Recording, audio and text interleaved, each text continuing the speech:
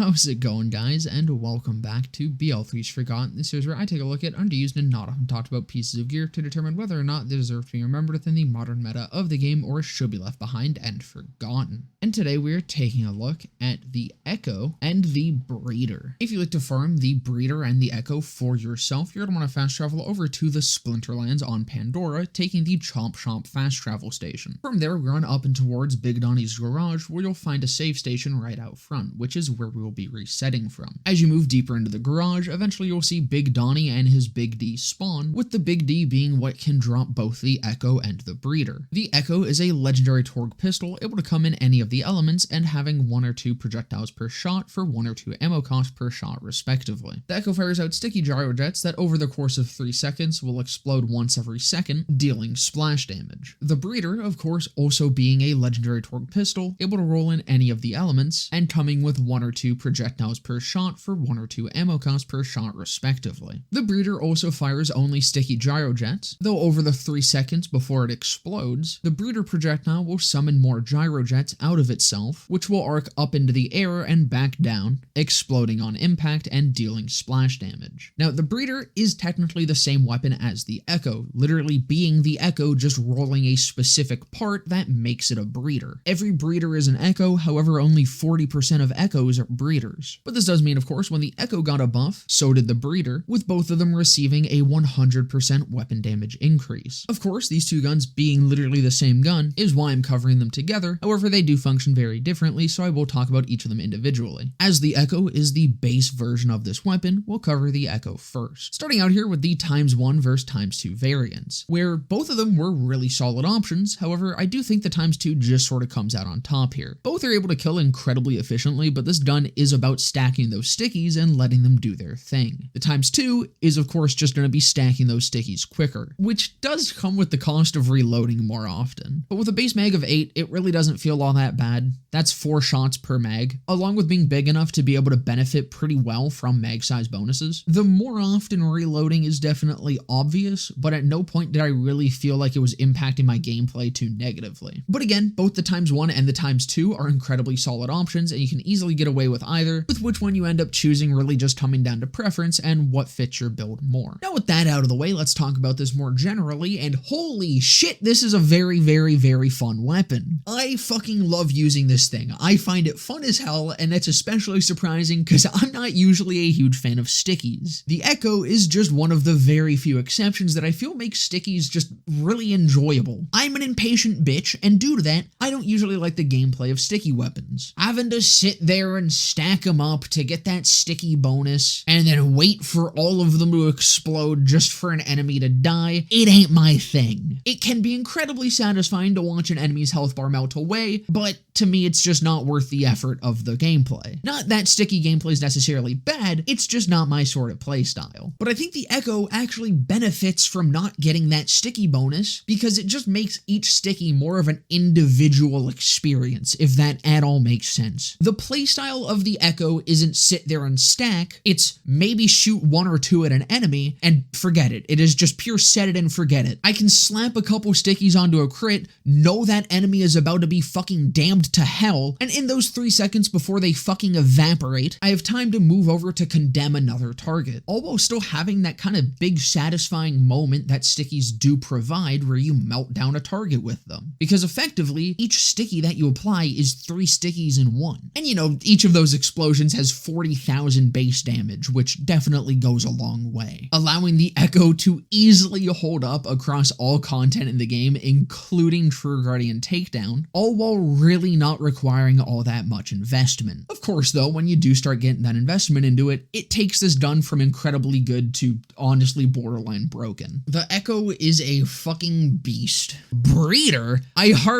Nah, that one's too easy. Moving over to the Breeder though, and again coming to ×1 versus ×2, this is very similar to the case of the Echo, where both are great options, but I think personally, again, the ×2 is still coming out on top. Once again, it's a gun about stacking stickies, and therefore the more stickies you get out per per shot, the better. On top of that, because of how the breeder works, I think it's even a little more important than the echo. Each echo shot gets 3 explosions over the course of 3 seconds, while the breeder gets 1 explosion at the end of those 3 seconds, and only 2 extra gyrojets that spawn per projectile over the course of that 3 seconds. So getting more of those stickies out faster just means you're getting more out of the unique effect of this gun. Now compared to the echo, the breeder has a far higher AoE potential, but it does suffer in the single target damage department due to it. The extra projectiles rarely damage the main enemy, even with various splash damage radius bonuses, leaving the single target damage coming mostly just from when the stickies themselves pop, which is okay, but the single target time to kill is much higher than the echoes. The breeder, having that massive AoE, is also far more dangerous to yourself than the echo. But this is a very enjoyable weapon just to look at as it goes, because when you get a shit ton of those stickies out on a single enemy, just the way that these gyrojets arc up and back down, you just kind of turn an enemy into a fountain of explosives, and it's pretty damn fun. But as fun as it can be, it just doesn't have that same satisfying oomph of the echo. The breeder slows gameplay down to honestly what ends up feeling like the usual sticky gameplay that, again, I'm not a huge fan of. Having to apply them, wait for them to pop, and then wait for the projectiles to arc up and back down just for it to hopefully hit something. I don't know. Undeniably, it is a very good gun. Again, it's a pistol dealing like 40,000 base damage per shot, and doing that multiple times. The breeder really just ain't doing it for me the same way the echo does. Final thing worth noting with the breeder is, of course, these are unlisted projectiles that it spawns, so every additionally summoned breeder projectile will be duplicated with sources of bonus projectiles. Every single one of them will also gain amp damage and anything else that gets applied to a single projectile. Overall, though, the echo and the breeder are incredibly strong Torgue pistols. They both hold up well into the endgame of BL3 and can be used across all content and every single character, even with minimal investment, with the echo genuinely holding a pretty strong niche of its own in being a very strong single target damage option, where many of the other currently meta Torgue pistols are much higher AoE, more multi-target focused. The breeder, while still being incredibly strong, I think just doesn't really hold up as well as the echo. It's much less consistent, and while it does have that higher AoE, it's not as good as something like the Prompt Critical or the Unkempt Herald for massive mob clearing, because again, it's just kind of not as consistent due to those projectiles not always hitting something. It's also just a hell of a lot slower gameplay than a lot of other options, and again, harkens back to that kind of usual sticky gameplay that I myself am not a huge fan of. But I mean, hey, maybe you are, because again, the breeder really is not a bad gun, and if it looks like something you might enjoy, I highly recommend giving it a go. But I definitely recommend giving the echo a try. That's gonna about do it for this one though. I hope you guys enjoyed. If you did, definitely consider leaving a like, comment, subscribe, all that. Down in the description will be a link to my Twitch channel where you can follow to be notified of when I go live, and just under that is a link to my Discord server where you can come and join and hang out. But with that all being said, I hope to see you guys in the next one.